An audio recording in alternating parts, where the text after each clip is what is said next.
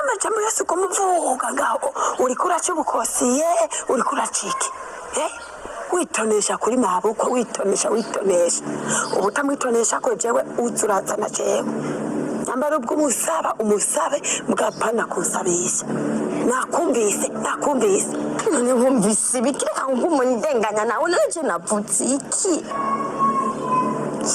ndakwereke reka nkuvure hamwe n'undi munsi utatse ko musavuga umenga sinzi ni nyanana wewe cyurazamwa mama ndakwereke ivyo navyo wemuriye vide iki nanguye gasopo yikaje nakoze iki n'undi munsi wewe havuye vide ngo shatse ko cyatishwanira ngaha nako ndifise kucyamba vide nungoroke mereko ngo umeruko uko nyene ora wawe kutuye kiti bicokuka ndawuhambura urugira upfuke kumufuko bono niki wakwata sonofisi wewe akijambo nari muzovuga ringerekeye ningo ninzoca ndayishirako nakuboshe urabona reka ndawufuke neza wose uzoza urawufungura ugira urye urabona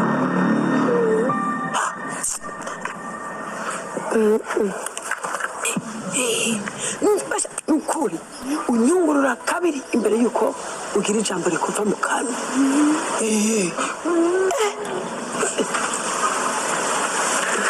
Nayahe mabanga atatu yatumye King Sabas yandika ino filime? Niki catumye King Sabas yandika filime imeze nk'uku y'ubuvuga butumwa? Niki catumye King Sabas yandika filime irimo ibintu nk'ibi? Tira gatebi ubanze wicare tuyagi. AKAMUNA filime ni filime yaje guhanura ku bantu basinga, ku bantu bavuga ubutumwa, ku bantu bitwa ko basinga kandi bazi ko badasinga. Iyi nimwe muri filime yaje kumena ibanga ry'ibintu byitwa ko biri mu Mana ariko bitari mu Mana. Namwe mu mabanga agiye kumeneka, namwe mu mabanga ari karamena. Imwe mu myitwarire ya King Sabas mwivuga butumwa giwi. Yaravuze ati abandi baravuga ijambo ry'Imana baciye mu masengero yabo, abandi baravuga ubutumwa baciye mu masengero yabo canke mu mabarabara, atariko nanje ndafise aho novugira ubutumwa, ndafise aho nohanurira abantu b'Imana bakumva, abashaka kumva bakumva, kuko n'ijambo ry'Imana rivuga ngo ni mu buvuga bihane abatazokumva nabo nakundi. Rero King Sabas wafata ingingo aravuga ati nanje ngomba mvuga ubutumwa, ntitayeho gukina filime ngo ndiko ndondera ivyo ndondira, ariko nanje ngomba mvuga ubutumwa mu ishengero yanje. Araza aramena ibanga rya Satani, araza aramena ibanga rya bya bindi byose abisi biyumvira. Uno munsi tugeze mu isi y'abantu bamaze gucika ivutu y'ubuzima bugoyi, bamaze gucika ivutu y'uko kurondera amaronko y'isi, bitumwe na babandi rero batumwa kuri za misyo zabo zo kwankanisha abana b'Imana babashe kumenya ko umenga bo babwira ivy'ubutumwa bwiza buciye mu by'amaronko, nabo baba ntari byo bagwaye, bituma babantu bazimira cyane. Aba nabo baza kuvuga ubutumwa bujanye n'ivyo by'ubwo butumwa, bituma bifatira imitima y'abantu benshi mu kubereka ko Imana umenga ntakiri kirabafasha, ahubwo bo nibo bariko barakora kubwuko bo ivyo bavuga berekana ko umenga birakoretse. Ariko nta hantu namwe Imana yigeze ivuga ko izigera ihicubahira abana b'isi. ngo ndavuzi ngo ndategetse ngo bice biboneka nk'uko umenga birakoretse. Uno munsi abantu bubu bashize umutwe ku bitangaza.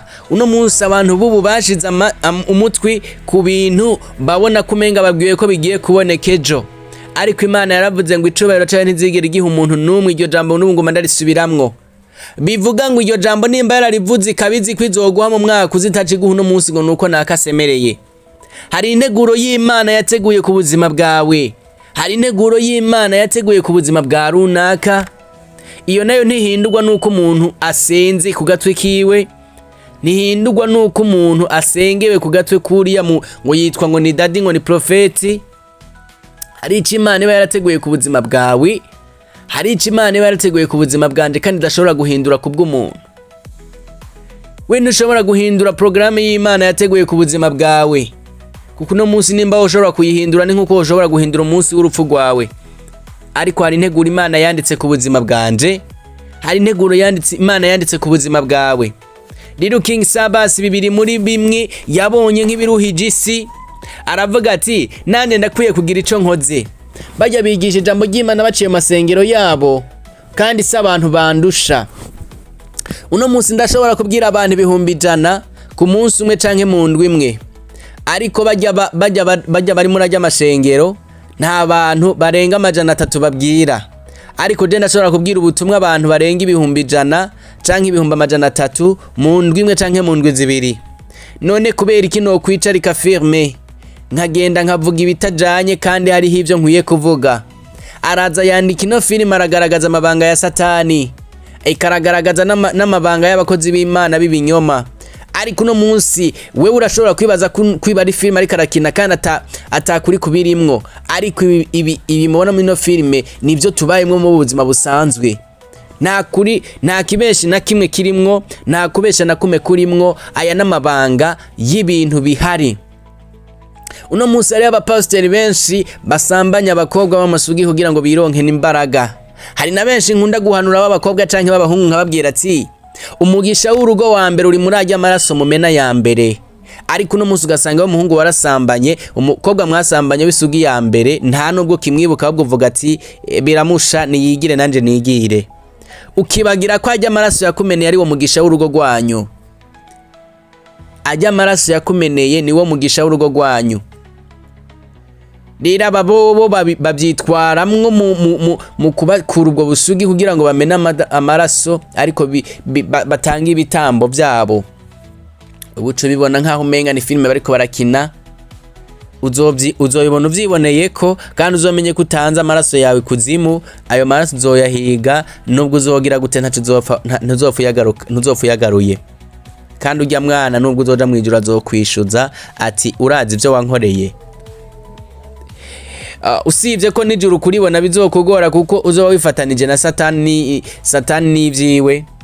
Muko nagomba ndaguhanure ngo nimbura umukobwa ufise ubwenge, abo bahungu muhura ntuzi mission baba bafise, abo bahungu muhura ntuzi ico baba bipfuza, abo bapasiteri muhura ntuzi ico baba bipfuza. Genda umenye uwuri, umenye ko amaraso yawe ari ntangere ku buzima bwawe. Abo bantu muhura ntuzi ikintu kibazanye. Wa mugabo we, abo bantu muhura ntuzi kibazanye. Ashobora kuza akagusaba ivyo kubwo ushaka kuvuga ngo reka ndaguhe n'amahera, mugayo mahera akajana n'umugamba akeneye kuri wewe. Bantu b'Imana rero no munsi tugeze mu gihe ca nyuma cuko ubusambanyi bwafashe yindi nzira. Ubusambanyi nico kintu Satani yadufatiyemo kandi ico kintu azofata abantu bose. Hari abageze uzamva ngo ngugira ngo tuzofata twenyine ngo no munsi ubusambanyi n'ubwa bose, ariko z'ubwa bose uriraba ku gatwe kawe. Nubwo uzobona ari benshi ariko uzomenye ko atari bose. Hariho abacifashe, hariho abantu tucifashe, hariho abantu twamaze kumenya ibanga rya Satani, hariho abantu twamaze kumenya ko Satani yadufatiye ahantu haryoshe. Satani yadufatiye mu mahera, Satani adufatira mu busambanyi, Satani adufatira mu byo kwipfuza iby'isi. Kandi twovuga ko yadushoboye, twovuga ko yabishoboye kuko ntaho tumucikira. Wa muntu w'Imana irakubwira muri ino filime uno munsi turabona Yvette ingene ariko aritwara muri no filime. Si filime ariko arakina, ni jambo ry'Imana ariko arashaka gutanga, ni impanuro ku miryango ariko arashaka gutanga. Wa musore wewe urabwirwa ngo nimba uri kurakunda ntukunde n'ibishobisho. Umugore mwiza ntari mwisura, umugore mwiza ntari muri ivyo yigira bikwereka kumenga n'umuntu mwiza. Umugore mwiza ari mu ngeso nziza ubona n'umugore wawe. Ari mu ngeso nziza ubaza ku gatumba no mu miryango no mu kibano ukabaza ukumva. Nari muri ivyo bivuga ngo mwapanze muri babiri. Gende tohoza umugore wawe. Wa mukobwa we nawe gende tohoza umugabo wawe. Ariko ntuhendwe na tujya tujambo turyosha kubwira. Akubwira ngo I love you joteme tanke yitwaza ibinabiriya nzokujana i Buraya nzokujana muri Dubai nzokujana hehe. Ibyo bose barabivuga. Ibyifuzo byiza bose mukuresha no kureshwa barehesha amajambo meza. Ariko hariho umuntu abari ndani. Hariho umuntu abari ndani mu mutima. Hariho umuntu ataboneka we utabona utibwira kwabaho muri uwo muntu wawe. Ibyo rero kubimenya birafatana no gusenga, bigafatana no guhanuza, apana kwibwira ngo dukonanye turi babiri ngo nta wundi muntu akeneye kubibamwo. Bugiye uhanuwe n'abantu babiri. Hari umuntu yari karagenda mwibarabara, nuko aho yarari hose ariko baramubwira bati yarafise umugenzi, yarafise imfyisi atunze mu nzu, afise iyo mfyisi canke ingwe ayitunze mu nzu. Araza abantu bamubwira ati wa muntu irya mfyisi ufyinisha, irya ngo ufyinisha ugo umufyinisha, irya ngo izokurya. Nawe ati wapi, ibyo ntabwo ndabifitiye, irya ni umugenzi wanje, nije ndayigahurira, nije ndayitunze ntacizongira. Uwa kabiri ati wa muntu irya mfyisi ufyinisha, irya ngo ufyinisha wizokurya. Ngoya tijewe iyo ntacizongira kuko jewe ndazi ko ari umugenzi wanje, irya ndayikunda kandi ndayikankunda ntacizongira. Aza n'uwa gatatu aramubwira ati wa muntu we witungiye urupfu, kiya kintu kizokurya, kiya n'igikoko gikure mu nzu, gikure mu byo wita inshuti n'abagenzi, kijya kireke co kwica kizokwica. Undi ati mwene munyerekere jewe nitungiye agatungwa keza dukundana, ati kajya n'intama yanje ntaco kazongira turakundanye. Umugabo nawe aratinda aragira ati none gabasha, aba bantu baguma bambwira ibi bintu, aba bantu baguma bambazira ijambo, aba bantu baguma bambwira aya majambo ameze uku, aha hantu ubwo sinihenze. Ati kubera iki abantu baguma bambwira ibi bintu, iki kintu burya nta kintu kirimwo. Yigira inama yo kubaza ya mfyisi yagwe yiwe, arayibaza ati wewe turabagenzi, wewe turakundanye, ariko rero abantu iyo mpuye n'abantu, umuntu wese duhuye ambwira ngo burya nubwo ndakwiyorobeka ko ti nubwo ndakugira inshuti, ti wewe nubwo samara tumunsi umwe uzonjya. Ati sha niko bakubwiye, rahira. Ati nuko bakubwiye, hehe. Ati rero ico nane no kubwira, uzotinye ikintu bwiwe n'umuntu umwe canke babiri, uzotinye ikintu bwiwe n'umuntu umwe, umuntu arenga umwe. Ati ico kintu kiba arico. Burya wa mugabo yagiye kwisanga igihe kimwe yangwe iramurya, yisanga yapfuye, yangwe iramurya. Isigaye iramubwira uti wa muntu ntibari barakubwiye, ati uzotinye ikintu bwiwe n'umuntu umwe canke batatu, umuntu umwe babiri batatu, uzotinye ikintu bakubwiye, nibaguhanura ikintu uzocumve kuko kuzoba rukure. Ibi rero biri muri ino filime bikubwira ngo nimba warahanuwe n'umwe canke babiri, ubu ntuzovuga ngo ubutumwa bwumvira mu isengero gusa, ntuzovuga ngo wahenzwe na dadi gusa ngo wabuze ingene umucika, kuko no hanze y'amasengero ubutumwa buriko buravugwa muri no filime AKAMUNA, buriko buravugwa muri no filime AKAMUNA. Wewe ntavyo wumva, usanga atavyo bona, ariko biriko biravugwa muri no filime, bikubwira ngo AKAMUNA ni filime iriko ishaka kuvuga ubutumwa. Eka mbere ni filime ya mbere no mu Burundi muri kino gihe. Turazi ko twiko turaraba filime, turabira hamwe filime Agatsirikwa Ntigahere, nayo ni filime nziza, ariko ino filime AKAMUNA ni filime nziza kungo nimiryango, ku mashengero no ku bakristo, ku bavyeyi no ku bana. Ni filime ifisi civuga n'icihanura ku bantu baraba filime, bakwiye kuraba filime. Rero no mwanditsi wacu wa filime King Sabasi nibaza ko amaze kuja kugira gwiza kwa amafilime meza mu Burundi, amafilime ateguye neza, amafilime abona cane, amafilime afise impanuro nziza. Twibuke neza ko ino filime AKAMUNA harimo wa mukinyi wacu Mimi Mireye nawe n'umukinyi mwiza muri kino gihe, ariko arakina filime nziza zihanura. Nubwo mu gihugu cy'u Rwanda tutariko turabona zivuma cane gusumba izari mu Burundi, ariko no mukobwa tumufate nk'icitegererezo muri filime zivuga ivy'ijambo ry'Imana. King Sabas ubwiwe aravuga ngo andubaha ndanakunda no mukobwa wanje Mimi Mireye. Sinawa bivuga gusa n'abafana ba Mimi Mireye baravuga bati turabona, turazi, dufise umukobwa mwiza akina neza. Ibi bigaragarira he? Mimi Mireye bamwiketse muri no filme muri parti ya mbere, parti ya kabiri.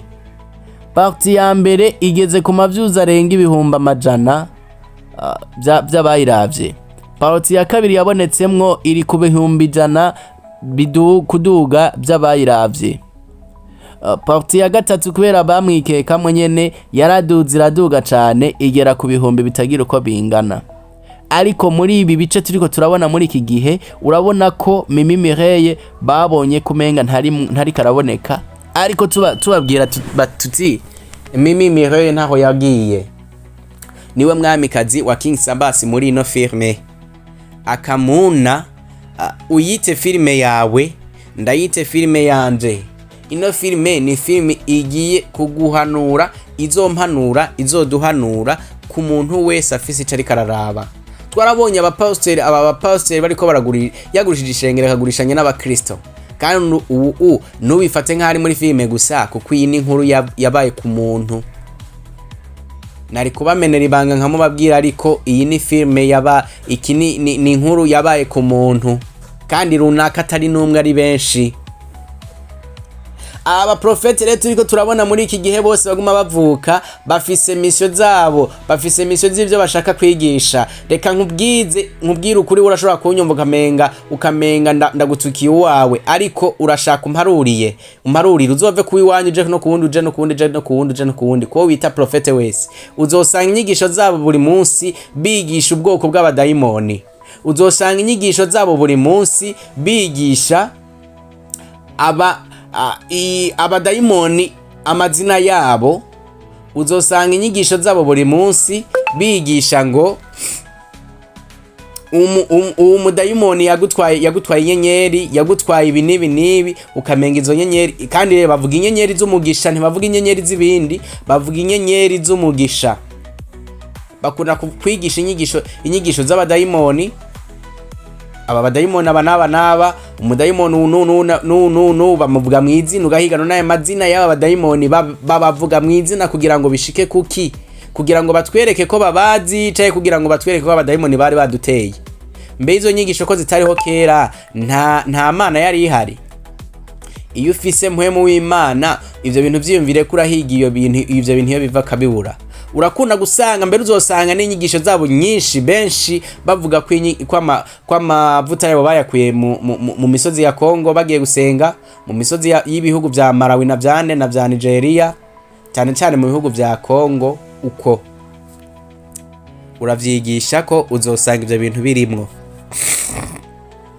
rero izi ni zimwe mu mpanuro ino filime iriko irashaka gutanga.